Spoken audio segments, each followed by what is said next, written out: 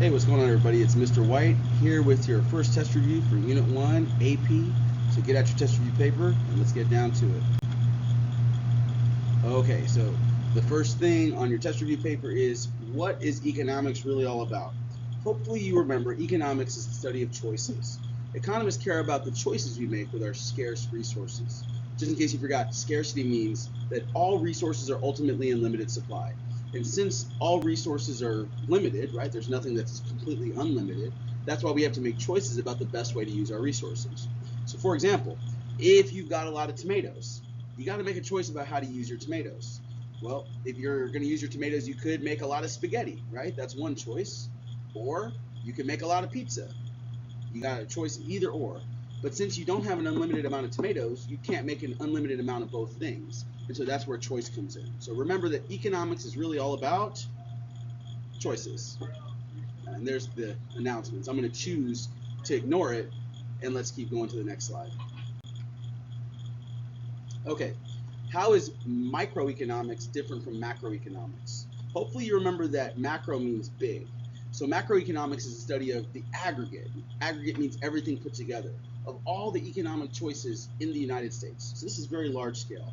In macroeconomics, we would study things like inflation and unemployment rates for the whole country. We're going to look at economic growth, aggregate supply and demand, not just the regular supply and demand we're learning right now, fiscal and monetary policy, which is the way the government and the banks try to stabilize the economy, currency valuation, meaning like how much is our money worth, GDP, international trade, basically anything that's large scale, the whole US economy altogether. Microeconomics is different because microeconomics just focuses on small scale economics, basically like understanding how individual consumers or individual businesses, or maybe even just one industry, might interact in the economy. So this is all about things like production decisions of one firm, business management, types of businesses, personal financial literacy, the stock market, simple supply and demand. All those things fall under what we call microeconomics. Okay, next up, what is scarcity and why is it a problem? Well, we already said what scarcity is. Remember that scarcity means that all resources are limited. Now, things like time, money, natural resources, as much as it might seem like some of those things don't have a limit, ultimately all resources are finite. Okay, finite means limited. Unfortunately, we all have unlimited wants and needs, and so that's sort of a mismatch. We have unlimited wants and needs, but limited resources to meet our unlimited wants and needs, and that's what creates this condition of scarcity. Now, we all have lots of different competing uses for our resources. Like we said, you could make spaghetti or you can make pizza with your tomatoes, but you can't always make both. And so that's why we have to make choices. A lot of the times our choices are influenced by whether or not we think it's more important for the economy to be efficient or whether we think the economy should be equitable. Remember, efficiency means using all your resources in the best way possible, whereas equitable means making sure that everyone in society has equal access to all resources. Not necessarily the same thing. All right, what is opportunity cost? Well, as we said, in the economy, we all have to make choices. So the opportunity cost of your choice is what you have to sacrifice when you choose one trade-off over another. In case you forgot, a trade-off are the different choices you face whenever you have to make a decision. So for example, if your parents gave you $50 to pay for your parking pass here at Cy Lakes, but you decide to go spend the $50 on a date with your boyfriend or your girlfriend instead, the opportunity cost of your decision is, first of all, you're not going to have a parking space, right? So you lost a parking pass. That's one thing you sacrificed to go on that date. The other thing you're going to sacrifice is the $50 that your parents gave you. And most likely, your parents are also probably going to not trust you or approve of the decision, so you're also sacrificing your parents' trust and approval. Those are all the things you had to give up for that date. If you decided that the date is worth more than those things, then it's worth it to go on the date. But if the date to you is not worth more than those things, then perhaps the opportunity cost is a little bit too high, and you should make a different decision. Okay? Remember that every decision we make involves opportunity cost. That's why we say in economics, there's no right or wrong answers, there's only opportunity costs. Now, obviously on the test, there's going to be right and wrong answers, but in terms of the way an economist looks at the world, they're not going to tell you that it's the wrong decision to go on the date. They would just tell you that, sure, you can go on the date, but if you go on the date, this is what it's going to cost you. It's going to cost you more than just $50 cash. It's going to cost you other things too. That's what the concept of opportunity cost means. All right. We use a production possibilities frontier to illustrate this idea of opportunity cost. So we can show our opportunity cost on a graph by showing what happens if we switch production from one good or service to another. So remember, to draw a production possibilities curve, we need to have an X and Y axis. Product 1 is going to go on the Y axis and product 2 will go on the X axis, or vice versa. It doesn't matter. You just need to put one product on one axis and the other on the other axis, okay? Your production possibilities curve is actually going to be bowed. Remember, we said that they could be linear, but in real life, production possibility curves are usually bowed. We'll talk about why in just a minute, okay? Now, remember that any point that's actually located on the line is efficient. Any point that's to the left or inside of the production possibilities curve is what we call inefficient. And any point that's to the right of the production possibilities curve is what we call unattainable. That simply just means that we can't quite get there with the amount of resources we have. Point E and point I are attainable, but the problem with point I is that it's inefficient. Inefficient means that we're not using our resources in the best way possible. Point E would be the best place to operate because at point E, we're using all of our resources with no missed opportunities. Now, if we had economic growth, right? Like, let's say, for example, if we got more factors of production, or if we got new technology, or perhaps we start trading with another economy, that allows our production possibilities to expand. Like you see here on the screen, production possibilities frontier number 2 would represent what happens if we get more factors of production. We basically just create a brand new production possibilities curve to the right of the original curve. You'll also notice that I labeled both of my curves. The initial one is called production possibilities frontier number 1, and the new one after we got more factors of production is called production possibilities frontier number 2. You gotta label those, otherwise I'm not gonna know which one came first and which one came second, and I'm not gonna know if you got it right or not, okay? So, increasing factors of production always causes a rightward shift of the production possibilities frontier. Hopefully you remember that anytime we shift right in economics, it's always gonna be an increase. Shifting left is gonna be a decrease, okay? The only things that could cause a shift to our production possibilities frontier, like I said, are more factors of production, more technology, or more trade. Those are the things that would cause our production possibilities frontier to expand to the right. So you need to know how to draw this graph. You need to know where the different points are, because this is going to be important when you get to the short answer or the FRQ section of your test. All right, Okun's law. Okay, remember that Okun's law tells us that every 1% rise in our unemployment rate beyond the natural rate of 4 to 6% will cause our GDP to fall by approximately 2%. In case you forgot, GDP means gross domestic product. Gross domestic product means the total productive output of the U.S. economy, or how much stuff we've produced within a given period of time. So all the finished goods and services that we make in our borders in 1 year, that's gross domestic product. Now, if we think of the United States economy as a producer of goods and service, this means that we can visually represent the U.S. economy on a production possibilities frontier.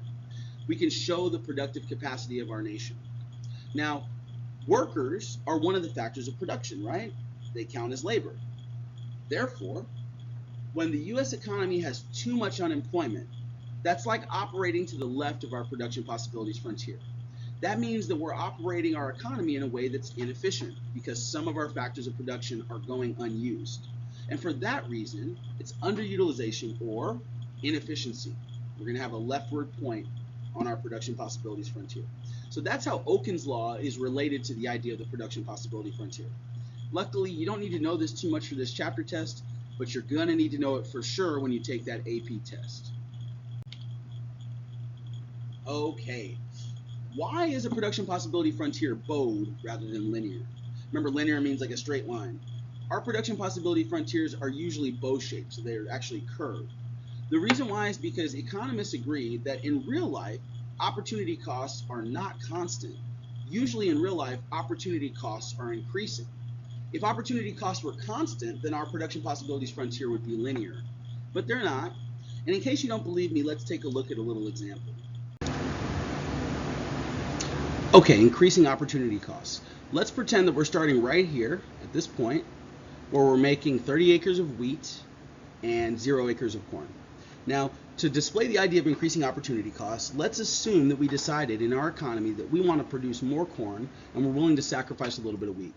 So when we produce the first 20 acres of corn, we only have to sacrifice 5 acres of wheat. So that's our opportunity cost, 5 acres of wheat. You'll notice that if we decide that we want to produce 20 more acres of corn, it's going to be significantly more expensive. The next 20 acres of corn is actually going to cost us 25 acres of wheat. So you'll notice that the first 20 acres of corn was 5 times less expensive than the next 20 acres of corn. This is the idea of increasing opportunity costs. The reason why this is true is because as we shift production from one item to another, we start using resources from that first item that are better suited to producing that first item, and maybe they're not so well suited to producing the second item. So as we take away land from producing wheat and we start using it for making corn, some of that land is not good for making corn. Maybe the soil's not right, the climate's not right, and so the corn we get is not as good, and we end up sacrificing more wheat. So it's not really that good of a deal for us. Okay, next up, law of supply, law of demand. Really simple stuff. We learned about this. Remember, the law of demand tells us that when the price goes up, the quantity that we demand will go down. And when the price goes down, the quantity that we demand will go up. The law of supply tells us that when the price goes up, the quantity supplied goes up. And when the price goes down, the quantity supplied goes down. Pretty simple. Remember, the law of demand is a direct relationship, and the law of supply is an inverse relationship. Now, what can cause our quantity demanded to change? We kind of just talked about that, okay? Quantity demand changes when the price changes. So in other words, if something becomes more expensive, we're going to demand a smaller quantity of that thing. If something is less expensive, we'll demand a greater quantity. Now, the other thing that could cause our demand to change, and not just the quantity demanded, but our entire demand curve, is if one of those non-price determinants of demand changes. In case you forgot, the first non-price determinant is buyer expectations of the future prices and availability. Next is the related goods, meaning the price or availability of things like substitutes and complements. After that, we've got annual income. How much money does each consumer get? The number of consumers that are buying the product. And of course, the desires and tastes of consumers. So the easy way you can remember this is you can say, I demand the brand. There we go, I'm circling it for you. I demand the brand. Buyer expectations, related goods, annual income, number of consumers, and desires and tastes. So buyer expectations. If we think something's going to be cheaper in the future, we'll consume less of it right now, and that causes demand to fall at all price levels. If we think something's going to be more expensive in the future, we're going to consume more right now, and that would cause demand to rise at all price levels. Related goods. Remember we said something like if you went out and bought some peanut butter, and the peanut butter is on sale for half off, you're probably also going to consume more jelly. So peanut butter being on sale will increase our demand for jelly regardless of how much jelly costs. That's because peanut butter and jelly are complements. A substitute means one thing that could be bought for another thing. So if you see that Exxon's gas is $3.25 a gallon, but maybe across the street Valero has gas for $3.22 a gallon, we're going to substitute Valero gas for Exxon gas. And that makes us better off because the two can be substitutes for each other. Annual income is exactly what it sounds like. When people get paid more money, they buy more stuff, so demand increases. When people get less money, they demand less stuff, and so demand decreases. The number of consumers can also determine our demand. If there are a lot of people in a place, the demand for everything will increase because there's more people there to demand goods and services. But if there are fewer people in a place, like if people leave a city, then the number of consumers drops and therefore demand for all goods and services will drop. And then last of all is the desires and tastes of consumers. If something is cool or popular, people will demand more of it regardless of how much it costs. But if something is not cool or popular, nobody's buying that thing, even if it's really cheap. Ooh, it's hot in here. Let me turn down this air. Oh my gosh, you guys know how they like to do me in here. No air turned on. It's ridiculous. Okay, cool. Now that we got some air going, we can move to the next slide. Okay. So what causes quantity supplied to change? We know that quantity supply changes if the price changes, right? Just like we said, quantity demand changes if the price changes. Okay. So generally, if something is more expensive, if producers can charge more for it, they're going to produce more. But if something is less expensive, if producers can't charge as much, then they're not going to produce as much of it. The supply will fall.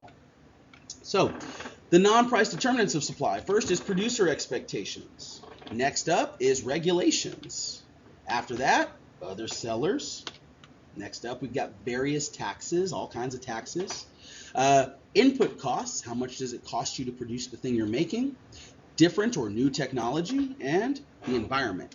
So we always say that suppliers provide. Okay, this is not the best circling job I'm doing here, but that's fine. You guys can, whatever, okay? So first off, producer expectations. If a business thinks that people are going to want to buy something in the near future, they're going to supply more of it right now so that when you're ready to buy it, they've already got it for you. If a business thinks that something is not going to be popular in the near future, they're going to get rid of it as fast as they can because they don't want to have a bunch of stuff sitting around that they can't sell. Next up, regulations. Generally, more regulations means less production. Ceteris paribus, if a business has to comply with lots of regulations, they cannot spend their time producing things. And so that's why a lot of people want to reduce regulations in the economy, because they think it'll increase our supply of goods and services. Next up, other sellers, pretty simple. If there's only one company making a good or service, the supply is going to be limited. But as more companies start producing that same good or service, the supply of that good or service will increase at all price levels, okay? By the same token, if there are fewer companies producing a good or service, the supply is going to go down at all price levels. Next up is various taxes. All businesses have to pay federal, state, local taxes, all these different things that they have to put their money into that doesn't help them produce. And so once again, a reason why some people favor tax cuts is because, ceteris paribus, tax cuts will allow businesses to produce things more easily. Now, next up, input costs. Remember, we said input cost means what does it cost you to produce the thing you're making? So things like your workers' paychecks, or the amount of resources that you need to buy, or what we call your input costs if you're a producer. So as a producer, if your input costs go up, it's harder to produce. You can't make as much stuff because you're having to spend more of your resources just to get the things you need to produce. Whereas if your input costs go down, it's going to be much easier to produce things because you don't have to use as much of your money to acquire the resources you need. Great example. Imagine if you're running a lemonade stand. If lemons are half price, you can make more lemonade. But if lemons double in price, you won't be able to make as much lemonade.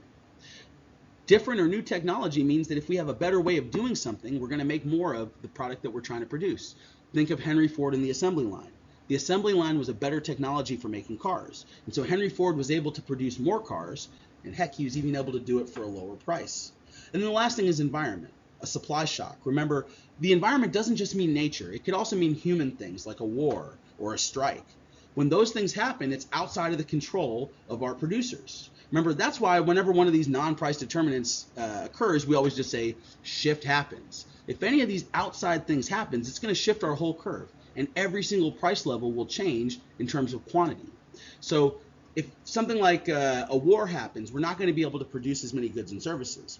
But if we have a really good rainy season and we make more tomatoes than ever before, we're just going to naturally have a greater supply of tomatoes, and therefore it's going to be easier to make things that require tomatoes. Okay, price ceilings. A price ceiling is a government-imposed limit on a price in a competitive market. Generally, we know the government likes to stay out of the competitive market. We have that sort of laissez-faire attitude towards economics in this capitalist system that we live in. But remember, we said that every once in a while, the government might favor equity over efficiency. And this is definitely an example of favoring equity over efficiency. So a price ceiling is the highest price that can be charged by law. This is what a price ceiling looks like. You'll notice that a price ceiling must always be below market equilibrium. The problem is that if it's not below market equilibrium, then what's going to happen is that the equilibrium price will ration the good or service. Just think of it this way. If we put a price ceiling on cookies in the cafeteria, because we want to make sure that everybody can afford cookies, if we said that the price ceiling on cookies is $5,000, that's a ridiculous price ceiling. Cookies are never going to cost $5,000. As a matter of fact, if you walked into the cafeteria and they said it was $4,000 for a cookie, you're not buying the cookie anyways. So saying we're going to make a limit that $5,000 is the most you can charge for a cookie is totally stupid. It's going to be a completely ineffective price ceiling. So make sure that your price ceiling always goes below market equilibrium. It's going to make a little roof. So if you look on that graph right there, you'll notice that the little graph looks like the roof of a house. So if you draw your price ceiling and it looks like the roof of a house, you know you did it the right way. Now, it's important to recognize that price ceilings usually result in a shortage. Remember, a shortage is that situation where our quantity demanded is greater than our quantity supplied. So if we had something like rent control housing in San Francisco, the fair market price of a one-bedroom apartment in San Francisco right now is around $2,000 a month. That's way more than a lot of low-income workers can afford. So to make things more equitable, the government says that apartment complexes in San Francisco have to offer some low-price apartments that are way below market equilibrium. So for example, maybe they'll say that every apartment complex has to offer some of their rooms for $1,000 a month. Well, that is going to stimulate a lot of demand. We're going to have a lot of people lining up to try to get those $1,000 a month apartments. But unfortunately, it's not in the best interest of the apartment complex to offer very many units at that price. So the quantity supplied of apartments is going to be way less than the quantity demanded of apartments. And therefore, you're going to have a lot of people who can't get in those cheap apartments, and maybe they have to go on a waiting list or something. That's a shortage. Now, a price floor is the opposite of a price ceiling. Okay? Price floors are another type of government-imposed price limit, except this time, this is the lowest the price can go, not the highest the price can go like a price ceiling. So price floors look like this. Price floors are only effective above market equilibrium, just like how a price ceiling is only effective below equilibrium. Price floors usually create a surplus. Okay? Remember, a surplus is that situation where our quantity supplied is greater than our quantity demanded. Price floors are supposed to help producers of goods and services. The most common kind of price floor that you deal with in your daily life is minimum wage. When you go to work, you are a producer of labor. And so the government wants to protect you as a producer of labor by saying the lowest that you can charge for your labor is $7.25 an hour. Now, maybe there's a lot of businesses out there that would be willing to pay $2 an hour. And maybe there's even a lot of workers who are willing to work for $2 an hour. But the government says you can't do that. Unfortunately, what that does is it creates a surplus of workers in our economy because there aren't enough businesses that are willing and able to demand workers at the price of $7.25 an hour. So generally, having a price floor on people's wages, minimum wage, would result in a surplus of workers, which we also call unemployment. Of course, keep in mind, this is ceteris paribus. I'm not sitting here telling you that minimum wage is bad because there's other factors that go into it, like the elasticity of demand. So let's talk about that now. Okay. Oh, sorry. We're not talking about elasticity yet. We're talking about shortage and surplus. I forgot where we are. I should probably look at my test review. Okay, so here we go. Shortage versus surplus. Simple. Shortage is when quantity demanded is greater than quantity supplied at a price in the market. Black Friday is our perfect example of a shortage. What happens is on Black Friday, the prices are too low for producers to want to supply a lot of the goods and services that they put out for sale. But there will be a ton of people who are going to demand the goods and services due to their lower price. Remember, people respond to incentives. That's why people go crazy on Black Friday. They're responding to incentives. Now, unfortunately, this causes a pretty big mismatch between quantity supplied and quantity demanded. And most of the customers who show up on Black Friday to get things like HD TVs aren't going to be able to get the HD TVs just because there's not enough of them in the store. Now, a surplus is the opposite of a shortage. We see surpluses all the time when we go to the clearance section at the store. Surplus means quantity supplied is greater than quantity demanded at a price in the market. So when you go into Target and you go to the clearance section, all of those clothes are clothes that sat on the shelf too long and they weren't popular enough to sell at their regular price. So to stimulate more consumer demand because of the law of demand, that's why Target lowers the price. As they lower the price, they're going to reduce their excess supply. So to lower the price of these items, demand will rise, and then eventually our market equilibrium will be restored. Remember, another one of the 12 principles of economics. Markets tend to move toward equilibrium. So the big takeaway from this slide is remember that a shortage, quantity demanded is greater than quantity supplied. A surplus, quantity supplied, is greater than quantity demanded. Now, the elasticity of supply, this is what I was getting to, okay? Remember that elasticity means how flexible can we be? So when we talk about the elasticity of supply, that's talking about how responsive producers can be to a change in price for their product. If we say that a product has elastic supply, that means a small change in price will result in a proportionally larger change in quantity supplied. We would say that the price elasticity of supply is greater than 1. So that means we can be flexible. If we're a producer of a good or service that has elastic supply, like hamburgers, if the price of hamburgers goes up just a little bit, we're going to supply a lot more hamburgers. But if the price of hamburgers goes down just a little bit, we're going to cut back our supply of hamburgers in a pretty big way. Now, if something has inelastic supply, that means we can't be very flexible if the price changes. Inelastic supply means a change in price, a small change in price, will result in, a large change in price will result in a proportionally smaller change in quantity supply. Our price elasticity of supply is less than 1. A good example of this can be cotton. Okay, we can't all of a sudden produce more cotton overnight if the price of cotton rises, and so we can't be very flexible about our supply of cotton. Now, there's other kinds of elasticity like unit elastic. Remember, unit elastic means that it's a one-for-one trade-off. So if we have a 20% rise in price, we're going to see a 20% increase in supply. 20% drop in price would result in a 20% drop in supply. So our price elasticity of supply is equal to 1. This would be like clothing. If clothing goes up 20% in price, producers are going to supply 20% more. If clothing drops 20% in price, producers will cut back their supply by 20%. And then there's that other really weird kind of example like perfectly elastic or perfectly inelastic supply. Remember, those things are very rare. They almost never happen in real life. But perfectly elastic supply means that if the price were to go up even 1 penny, we would produce an infinite amount of that good or service. But if the price were to fall by even 1 penny, we wouldn't even produce one. Okay? Not very realistic. Inelastic supply means that perfectly inelastic supply, I should say, means that regardless of what the price is, we're always going to produce the same amount. So if it costs $1, we're going to produce 100 of them. If it costs $1 million, we're going to produce 100 of them. Once again, not really very realistic in real life. The things that determine elasticity of supply, there's 3 factors. First factor is the availability of inputs or resources. In other words, how easy is it to get the things you need to make your product? It's pretty easy to get the stuff to make a hamburger. But when you talk about growing cotton, it might not necessarily be easy to have all the resources you need to grow cotton, especially when you think about time. Time's a pretty big resource, and the time needed to produce a good or service is another important factor in the elasticity of supply. If it takes a long time to produce something, that thing is going to have much more inelastic supply. But if it's something that can be produced really quickly, it's going to have elastic supply. And then the last thing is the amount of skill needed to produce that good or service. Generally, things that take a lot of skill to produce have inelastic supply.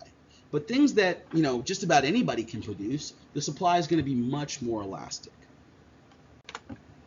Okay, elasticity of demand. Pretty much the same as the elasticity of supply, except we're applying it to demand. So the elasticity of demand tells us how responsive consumers are to a change in price. If something is said to have elastic demand, that means that a small change in price will have a proportionally much larger change in quantity demanded. Now I know on here it says PES, it should say PED. The price elasticity of demand will be greater than 1. So we can be flexible if the price changes. A great example could be like luxury items like gold jewelry or foreign vacations. If the price of gold jewelry or foreign vacations changes just a little bit, we're going to see a big change in the quantity demanded. For example, if gold jewelry is like 20% cheaper, we might see 50% more people demanding gold jewelry. But if gold jewelry is 20% more expensive, we might see 50% fewer people demanding gold jewelry. Now, inelastic demand means that a large change in price is going to have a proportionally smaller change in quantity demanded. The price elasticity of demand is less than 1. So in this situation, we cannot be flexible about buying this good or service. Great example would be medicine. Remember we talked about Martin Shkreli, the guy who bought the patent for Daraprim and then jacked the price up overnight? The reason why that was such a problem is because people can't be very flexible about buying Daraprim. Remember, if you have a compromised immune system and you get a disease like malaria, Daraprim will save your life. If you can't get access to Daraprim, you're going to die. And so most people will do whatever it takes to get access to Daraprim regardless of the price. Now, unit elastic demand, that means that a change in price has exact same change in quantity demanded in terms of proportion. So if there's a 20% rise in price, there's going to be a 20% decrease in demand. If there's a 20% decrease in price, there would be a 20% rise in demand. Once again, clothing is our example. When clothing is on sale for 20% off, we expect 20% more people to buy clothing. Okay? Now, the factors that determine the elasticity of demand is, number 1, is it something that's a need or a want? Generally, if it's a need, it's going to have inelastic demand. But if it's a want, the demand would be more elastic. Next up, is it something that takes up a large or a small percentage of your income? Most of the time, things that are really expensive tend to have more elastic demand, but not always. Sometimes medicine is inelastic and that has a lot of price. It's very expensive to buy medicine, right? The next thing is, are there substitutes available? Remember we said when it comes to Daraprim, there is no generic alternative, so there's no substitute available. That's why Daraprim's demand is pretty inelastic. But when it comes to something like gold jewelry, heck, you could buy silver jewelry or, you could buy plastic jewelry for all I care, right? There are lots of substitutes for gold jewelry. You don't have to have gold jewelry. And so for all those reasons, that's what determines the elasticity of demand. Now, just like with supply, we could have perfectly elastic demand, or we could have perfectly inelastic demand. But those things aren't very realistic. Remember that perfectly elastic demand means that if the price rises by even 1 penny, we're going to demand 0. But if the price falls by 1 penny, we demand an infinite amount. It's not very realistic. And perfectly inelastic demand means that regardless of the price, we're always going to buy the same amount. So if Daraprim costs $1, we're going to get 100 doses. If Daraprim costs $10 million, we're going to buy 100 doses. Once again, that's not very realistic because there's not really any product in the world that's like that. Maybe water, I don't know. But even water, I think at a certain point we would just be drinking something else. Okay, tax incidence. It sounds kind of fancy, but it's a basic thing, okay? Tax incidence means who bears the burden of a tax. In other words, who's going to end up paying the tax. Remember that this depends on the elasticity of supply and demand. If demand is more elastic than supply, that means the producer will bear the incidence of the tax. A good example is parking lots, okay? Parking spaces tend to have pretty inelastic supply. It's hard to get the land. There's only so much land out there available. Building a parking lot takes a lot of time. And on top of that, consumers tend to have other options, right? Like if parking spaces downtown are too expensive, you could carpool with somebody and that way you don't have to pay for parking. You could ride the bus or some other kind of public transportation. Or you might just find a different place to park and just walk a long way. So consumers have more choices when it comes to parking spaces. So if the government stepped in and said, hey, we want to put a tax on parking spaces, the owners of the parking lot can't pass that on to the consumer because the consumers are just going to walk away from the parking lot. They're not going to park there. And so that's why if you put a tax on parking lots, it's going to be the producer of the parking lot that's going to bear the incidence of the tax. Now, if supply is more elastic than demand, then that means the consumers are going to bear the incidence of the tax. For example, when we go buy gas, there's taxes added into the price of our gas. We call that an excise tax or a sin tax, okay? A tax on gasoline is going to hit consumers way harder than it's going to hit producers of gasoline. The reason why is because the demand for gasoline is pretty inelastic compared to the supply of gasoline. Producers of gasoline make gasoline out of oil, but oil can be used to make lots of stuff. You can make plastic out of oil, you can make makeup out of oil, you can make different kinds of medicines and things out of oil. So if the price of gasoline drops too low, the producers of gasoline are just going to switch to producing something else. Their supply is pretty elastic. Whereas all of us who have a car, there are no substitutes for gasoline to put in our car. And gasoline is a need, not a want. So we can't be very flexible about how much gas we buy. And so if the price of gas goes up because of a tax, it's us, the consumer, who's going to bear the incident. Okay, last up, the last part of your test is going to be an FRQ. Okay, FRQ means free response question, and it's going to be worth 10 points. You're going to have 2 different FRQ questions, and each one of those is going to count for 5 points. Now, the first FRQ question, what you got to know is you must know how to draw a production possibilities curve, okay? You got to be able to draw it. You got to fully label it, guys. I don't want to just see the lines. I want to see you labeling everything. I want to see the inefficient point of production. I want to see the efficient point of production. I want to see unattainable. I even want to see what happens if there's economic growth. You need to know how to draw all of that stuff on your production possibilities frontier. Now, for the second FRQ question, you're going to have to show me how much you know about the supply and demand model. So, of course, you need to be able to draw it. And by God, please label it. Label everything. Label equilibrium. Label the price. Label the quantity. Put an S next to your supply curve. Put a D next to your demand curve. I'm looking for all of that stuff.